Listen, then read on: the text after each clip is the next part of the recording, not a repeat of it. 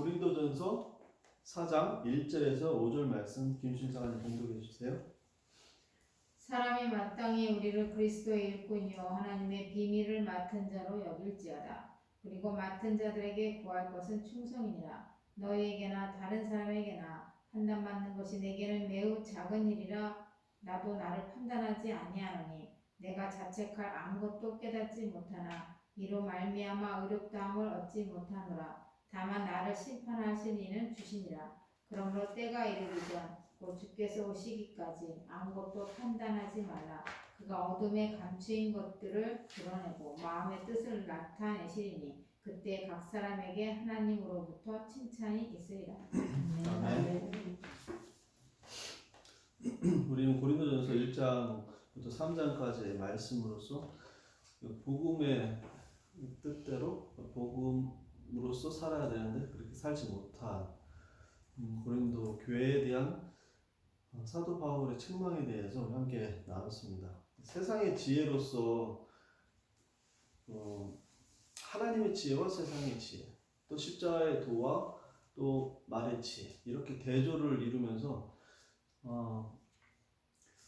우리에게 신자가 살아가야 될 길, 무엇을 우리는 보고 살아가는가에 대한 것으로서 함께 나눴습니다.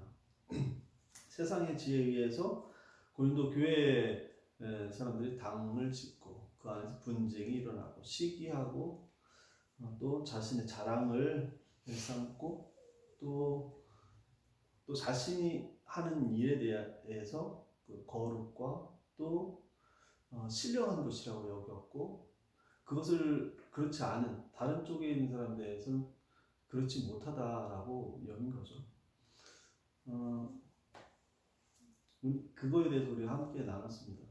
우리 십자가를 또 그리고 예수 그리스도를 우리 생각하고 같이 가는 사람들이 성도인데 우리가 사실 고린도 교회예요.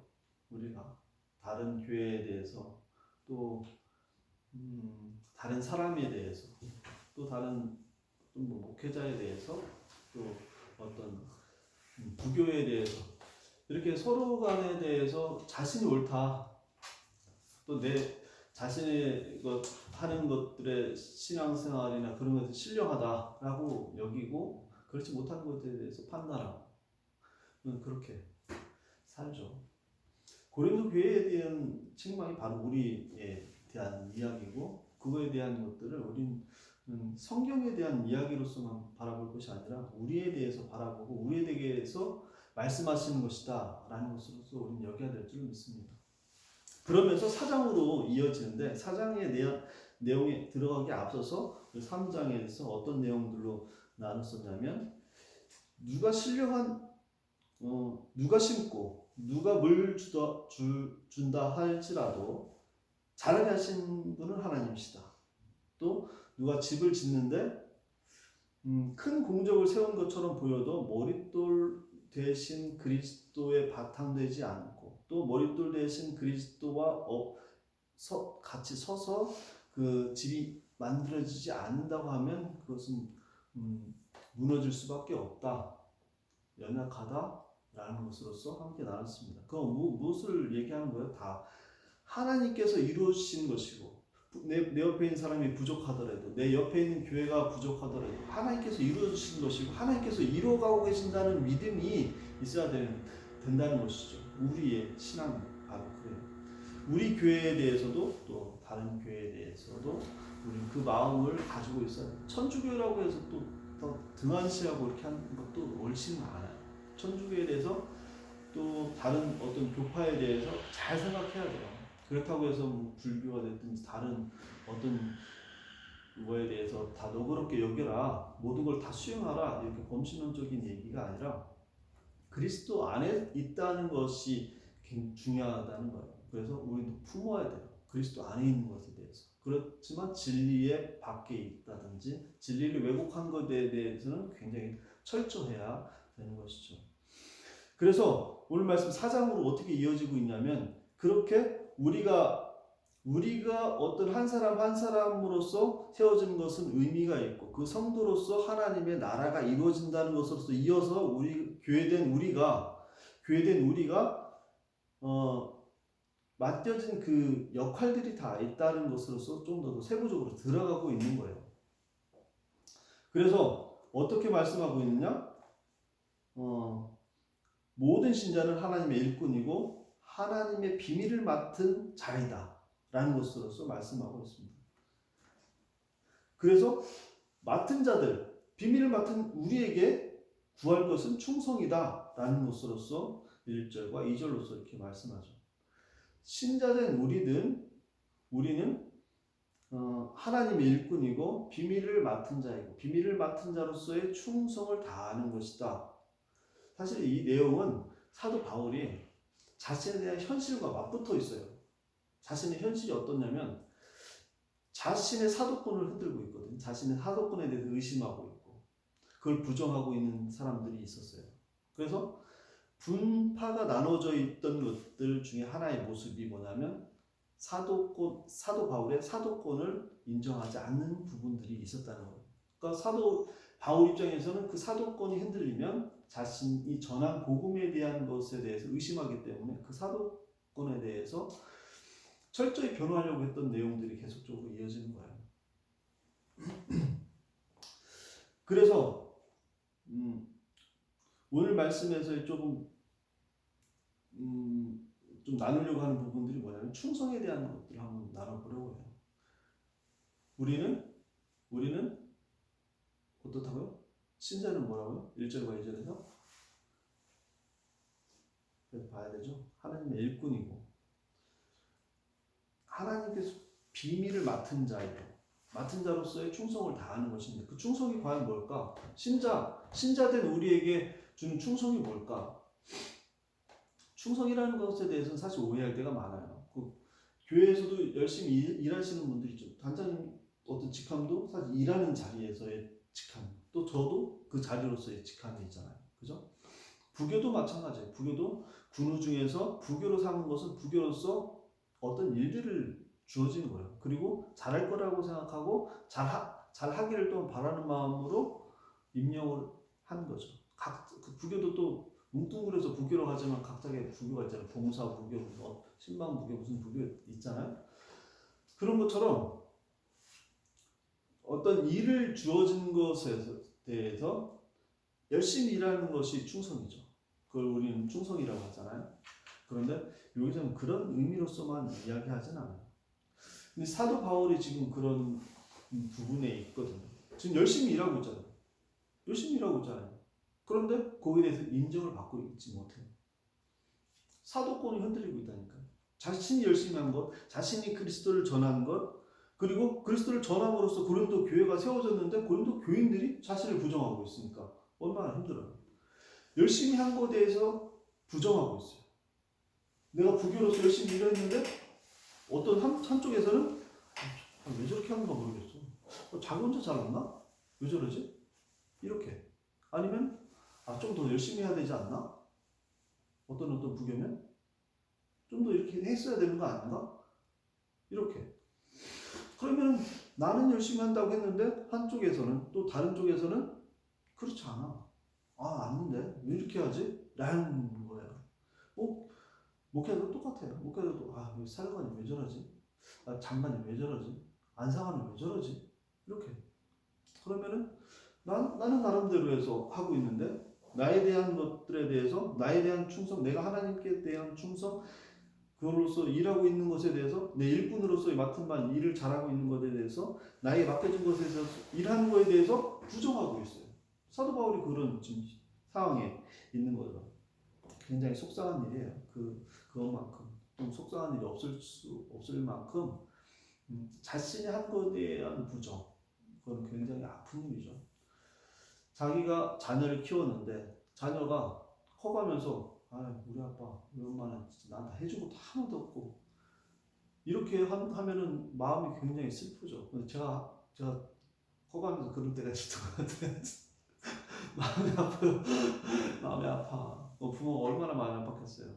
그런 것을 간접적으로나 직접적으로나 그걸 내세했다면 얼마나 마음이 아팠겠어요. 어리석죠. 지금 되돌아보면 굉장히 어리석어요. 근데 우리는 그런 어리석은 일을 지금도 하고 있어요. 지금도 누구에 대해서 어떤 것에 대해서, 다른 교회에 대해서, 어떤 직분자에 대해서, 사관에 대해서, 누구에 대해서 계속 그렇게 이걸 왜 이렇게 할까? 라는 거죠. 충성에 대해서 한번 살펴봤는데, 충성에 대해서 사도 바울은 뭐라고 지금 얘기하고 있냐면 4절과 3절과 4절 말씀 한번 같이 읽어보도록 하겠습니다. 3절과 4절 시작. 너에게나 다른 사람에게나 판단하는 것이 내게는 매우 작은 일이라. 나도 나를 판단하지 아니하노니 내가 자책할 아무것도 깨닫지 못하나 이로 말미암아 의롭다함을 얻지 못하노라. 다만 나를 심판하실 이는 주시니라. 사도 바울은 뭐라고 얘기하고 있냐면 너에게나 다른 사람에게나 판단하는 것이 내게는 매우 작은 일이래요. 네가 나를 판단하는 것, 네가 나를 그렇게 판단하고 그런데 교회가 나를 그렇게 판단하고 하는 것 나한테는 그렇게 크게 여겨지지 않아. 나도 나를 판단하는 데 있어서 내가 어떻게 하냐고? 내가 자책할 것에 대해서 깨닫지 못하겠다는 거예요. 내가 내 스스로를 봐도 내가 자책할 것만큼 그렇게 거리낌 없이 하나님의 사역을 했다. 그 뒤로 뭐라고 하냐면 그러나 이로 말미암아 의롭다함을 얻지 못했어요. 그런데 의롭다함을 얻지 못하노라. 자신이 의롭다함을 얻지 못하겠대요. 나는 자책할 것이 없는데 그렇다고 나는 의롭다고 내가 여길 수는 없다. 왜? 나를 판단하시는 이는 주시니라. 로서. 좀 이야기 잘 안 되죠? 이해가 좀 잘 되진 않죠. 자신이 봤을 때는 자책할 것이 없어요. 거리낌이 없어. 난 열심히 했어요. 그리고 다른 사람이 나한테 판단하고 하는 것에도 나한테 크게 다가오지는 못해. 안 해. 안 할 수밖에 없어요. 왜? 나의 판단의 근거, 나의 열심의 근거는 어디에 있냐면 하나님께 있다는 거예요. 하나님께 있기 때문에 나는 내 스스로가 의롭다고 여길 수가 없다는 거예요. 하나님이 나를 판단자예요. 내가 스스로 판단하는 것, 남이 나를 판단하는 것은 그다지 중요하지가 않아. 거기에 있지 않아. 그 중심에 있지 않아. 하나님이 나를 판단하시는 거에 나는 거기에 초점이 가져 있어. 그래서 나는 내 스스로가 의롭다고 여길 수가 없다. 하나님을 바라볼 때 나의 일에 대해서 하나님이 나에게 인도하시는 것에 대해서 내가 의롭다고 얘기를 할 수 없어. 하지만 그 얘기는 뭐냐면 의롭다고 한다고 나는 그냥 안 되겠구나 그 얘기가 아니라 나는 의롭다고 할 수 없으나 하나님께서 나를 이들이 나를 부정하고 내 스스로에 대해서 만족감으로써 산다고 해도 나는 거기서 그런 것으로 무너지고 그런 것으로서 판단된 일이 아니다. 나는 하나님을 의지하고 난 그것으로 살고 있다. 라고 하면서 5절로 이어가는 거예요. 5절에서 뭐라고 하고 있냐면 그러므로 때가 이르기 전 주께서 오시기까지 곧 주께서 오시기까지 아무것도 판단하지 말라. 그가 어둠에 감추인 것들을 드러내고 마음의 뜻을 나타내시리니 이렇게 말씀하고 있어요. 그러니까 그 주님 다시 오실 그날로서 주님께서 나에 대한 것을 판단하실 것이다. 그때가 이런 것을 바로 종말론적 신앙이라고 하죠. 그때까지 나의 것에 대해서 다른 사람의 판단에 대해서 의미를 가질 수가 없다. 왜? 나는 완성된 것이 아니야. 나는 그날까지 나는 계속 가고 있는 것이 내가 지금으로서 판단되고 하나님께서 그걸로 나를 심판할 것이 아니기 때문에 그래. 내가 지금 연약한 모습이 있고 내가 잘못한 것이 분명히 있어요. 그걸로써 하나님께서 나를 판단하고 너 됐어. 더 이상 걸어갈 것도 없어. 너는 그냥 거기서 주저앉아 있어. 그렇게 하지 않는다. 그렇게 하지 않는다. 저 교회 완전히 진짜 약간 사이비 같아. 그걸 판단할 필요가 없어요. 거기서 멈출 거라고 누가 생각해요? 누가 결정할 거야? 그렇게 할 거라고 누가 결정할 거냐고. 그 교회가 벌떡 일어날지 어떻게 알고, 그 교회가 정상적으로 또 하나님께 열심히 품고 진심으로 하나님을 섬길지 어떻게 알고 그를 판단하냐고. 아무것도 판단할 수 없대요. 아무것도 판단하지 말라. 판단할 수가 없어요. 하나님께서 나를 판단하는 것에 대해서 오늘 하루하루를 살고 그거에 대해서 내가 부족한 것이 있다 손치더라도 결국 이루실 하나님을 나는 의지하고 있다 라는 거예요. 결국 이루실 하나님. 그러면 한번 볼까요? 스테반 하면 뭐 스테반 집사를 볼까요? 스테반 집사에 대해서 어떤 거를 알 수 있어요? 스테반 집사 사도행전의 7장 사도행전 7장에서 6장 7장으로 해서 스테반 집사에 대한 내용이 기록되어 있어요. 사도행전 6장부터 볼까요? 사도행전 6장에서 보면 5절에 이 스테반과 계속 연결돼서 스테반에 대해서 이야기하는 내용이 뭐냐면 6장 5절 믿음과 성령이 충만한 사람 스테반 이렇게 소개하고 있어요. 믿음과 성령이 충만한 사람 스테반. 또 8절에서 보면 은혜와 성령이 충만한 사람이라고 소개하고 있어요. 은혜와 능력이 충만한 사람. 10절에서 보면 지혜와 성령으로 그러니까 스데반은 굉장히 성령 충만한 사람이에요. 능력의 사람이고 하나님의 권세로서 살고 있는 사람이고 믿음의 사람이고 그런 사람이 7장으로 해서 계속 설교의 내용이 뭐 계속 나오죠. 그 내용 아브라함부터 해서 쭉 모세로 계속 이어지는 내용으로서 복음을 전하는 거예요. 복음을 전하는데 그가 한 것은 뭐냐? 순교하고 이제 죽는 거예요. 그냥 죽어요. 그냥 뭐라 했어 이 사람이? 이 사람이 한 게 뭐예요? 설교를 얼마나 오랫동안 했는지는 몰라요. 얼만큼의 기간 동안에 그의 사역이 펼쳐졌는지는 몰라도 그 사역에서 나타나는 것은 뭘 이뤘다고 얘기할 수 있냐고요. 우리 저번에 어느 아프가니스탄인가요? 어느 선교하러 갔는데 그 사람이 피납되고 하는 사건들이 있었죠. 그래서 저는 굉장히 그거에 대한 기억이 있어요. 그분들을 어떻게 좋게 여겨야 되나? 아니면 좀 엉성한 그것으로 봐야 되나? 무엇으로 우리는 생각하고 있어야 되나? 선교에 대해서 말이죠. 우리가 선교하는 데 있어서 어느 교단은 가면은 거기 땅 밟기 그런 거 한다고 해서 내가 가려고 하는 복음 전하는 곳에서 계속 돌면서 기도하기도 하고 찬양하기도 하고 마음속으로 기도하기도 하고 그렇게 한대요. 또 어떤 사람은 여기다가 예수 천국 불신 지옥 이렇게 하면서 복음을 전하는 사람이 있어요. 무엇으로서 그들이 그렇게 하고 있는지 무엇을 나타내는지 사실 우리는 잘 모르지만 자꾸 판단을 하죠. 이게 잘하는 건가? 우리 교회는 지금 뭘 하고 있는 건가? 뭘 지금 목적하고 있고 이 교회로서 우리를 통해서 뭘 지금 이루려고 하시는가에 대해서 우리 집중해야 되는데 그냥 와서 교회에 왔다가 또 그냥 가고 어떨 때는 내가 지금 우리 교회로서 하나님께서 이루시는 것에서 초점을 잘 맞지 않고 그냥 예배드리는 것으로서 나에게 요구하시고 나를 인도하시는 부분이 무언가에 대한 고민. 분명히 하나님께서는 그냥 왔다 그냥 가는 걸 원하시지 않거든요. 나를 통해서 나하고 대화하시고 나하고 대화, 기도가 됐든지 말씀이 됐든지 어떤 대화를 하잖아요. 하나님께서 나하고 교통을 한다고. 가만히 있다가 그냥 가고 하고 그냥 가고 그러길 누가 원해요? 저도 부모님 보고 얼굴 눈 마주치고 이렇게 하길 원하지 눈 감고 있다가 그냥 가고 이렇게 하면 누가 그걸 원해요? 하나님께서 똑같으시죠. 와서 너의 마음이 무엇인지 얘기하고 너의 마음에 대한 위로 너의 길에 대한 갈 길, 거기에 대해서 인도하시는 것들에 대해서 하나님께서는 소통하려고 소통이라는 것보다는 주시고 인도하시려고 하는 거거든요. 그래요. 그거에 대해서 다시 돌아와서 스데반이 뭘 이뤘느냐, 무엇을 했느냐, 결과를 내놔라. 결과가 뭐냐? 얼마큼 했다고 하고 그냥 죽는 것으로서 그냥 끝나버려요.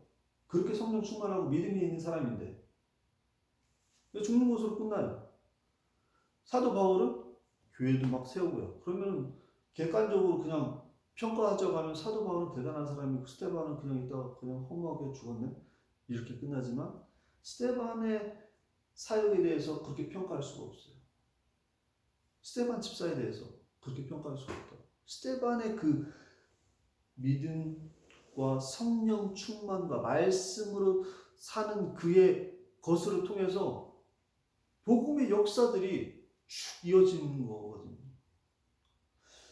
사도 바울이 계심하는 데에 있어서 스데반의 죽음은 굉장히 큰 역할이죠. 사도 바울과 이것이 연결되어 있지 않다고 해도 스데반의 죽음은 그냥 죽음이 아니에요. 우리가 살고 우리에게 주시는 것들 그냥 있다가 넘어가고 하는 것 같지만 절대 그렇지 않다고요. 우리가 하는 것에 대해서 다른 사람들이 자꾸 판단하고 평가하고 그렇지 않다고 얘기하는 것에 대해서 충분히 흔들릴 수가 있어요. 왜냐하면 나를 인정하지 않는 것이기 때문에. 나에 대해서 평가가 인정하지 않는 것이기 때문에 그래요. 저도 그런 거 많이 있어요. 안사관에 대해서, 안요사관에 대해서 뭐 그냥 긍정적으로 생각하지 않더라고요. 제가 똑부러지게 얘기하지 않아서 그런지 긍정적이지 않게 얘기할 때가 있어요. 그럼 다 이해할 수는 없어요. 다 이해를 시킬 수가 없어요. 보여주는 것이 다가 아니고 또 나타나는 것이 다가 아니기 때문에 그래요.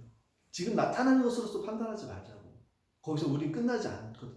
우리가 가는 것에 대해서 하나님께서 인도하시는 것에서 나를 통해서 만들어지는 것에 대해서 끝난 것이 아니라고. 스데반은 지금 딱 죽었으면 아무것도 아니고 끝난 거예요. 아무것도 아니고 그냥 끝난 거예요. 그렇지만 거기 끝난 게 아니라니까. 스데반의 그 믿음과 그 성령의 충만함에 대해서는 판단을 우리는 지금 할 수가 있잖아요.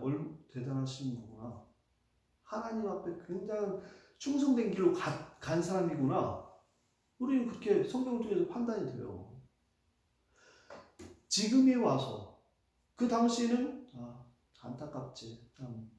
돌에 맞아서 죽고 이 정도로만 판단하고 끝날 수 있지만 지금은 그렇게 하지 않죠. 하나님께서 우리를 생각하시고 인도하시는 바가 그래요. 그러니까 우리의 신앙생활에 있어서 인정받고 인정받기를 모두가 다 원해요. 하지만 내가 사는 어떤 시간 가운데에서 다 그거를 충족시키지 않을 수 있어요. 어떤 누구는 참 열심히 살았어 라고 여겨질 수 않을 수 있다고요. 근데 우리는 그걸로서 사는 게 아니라 하나님께서 나에 대한 것, 내가 하나님 앞에서 어떤 것으로 살고 어떤 것을 바라보고 사는 건 하나님께서 아신다. 그거에 대한 판단에 대해서 우리는 집중해야 된다. 네, 말씀 좀 정리하도록 하겠습니다. 그래요. 우리 신앙생활 참 어려워요. 왜냐면 보이지 않는 어떤 절대자에게 나의 모든 것을 보여주려고 해야 되기 때문에 그래요. 보여주는 사람한테 막 살랑살랑하면서 쫓아다니면서 하면 얼마나 좋아요. 편해. 그거 있을 때 딱 저 사람? 난 저 사람한테만 잘 보이는데 계속 쫄깃쫄깃 쫓아다니면 되잖아요. 그죠? 얼마나 편해. 근데 보이지 않고 나와 늘 함께 계시는 그분한테 나의 것을 다 내놓고 나의 모든 것을 다 쏟아 붓는 거 쉽지 않아요. 어려운 일이에요. 그게 신앙이고 그게 믿음이고 우리가 가야 될 길이라고 오늘 말씀하고 있어요. 사도 바울 그 뒤로 뭐라고 하고 있어요? 5절 제가 처음부터 끝까지 읽을게요. 뒤쪽을 제가 안 읽었는데 더 읽어볼게요. 그러므로 때가 이르기 전 곧 주께서 오시기까지 아무것도 판단하지 말라. 그가 어둠에 감추인 것들을 드러내고 마음의 뜻을 나타내시리니 그때 각 사람에게 하나님으로부터 칭찬이 있으리라. 그때 각 사람에게 하나님으로부터 칭찬이 있으리라. 우리는 그 믿음으로 살아야 될 줄 믿습니다. 하나님 그 거룩한 나라에 오늘 나의 삶을 던져놔야 돼. 십자가에 나의 것을 묻어놔야 돼요. 그것이 바로 승리고 그것이 충성이고 하나님께서 기뻐하시는 일이라고 말씀하고 있습니다. 저와 여러분이 그런 충성된 하나님의 종으로서 서를 바라고 우리에게 맡겨진 것들 굉장히 내밀하고 다른 사람이 인정하지 않을 만한 어떤 것들이 우리에게 있어요. 맡겨진 것들이. 그거에 대해서 하나님께 고백하고 하나님께 간절한 마음으로 또 그 길을 잘 이뤄갈 수 있도록 매달리는 저와 여러분 되기를 간절히 소원합니다. 네, 기도드리겠습니다.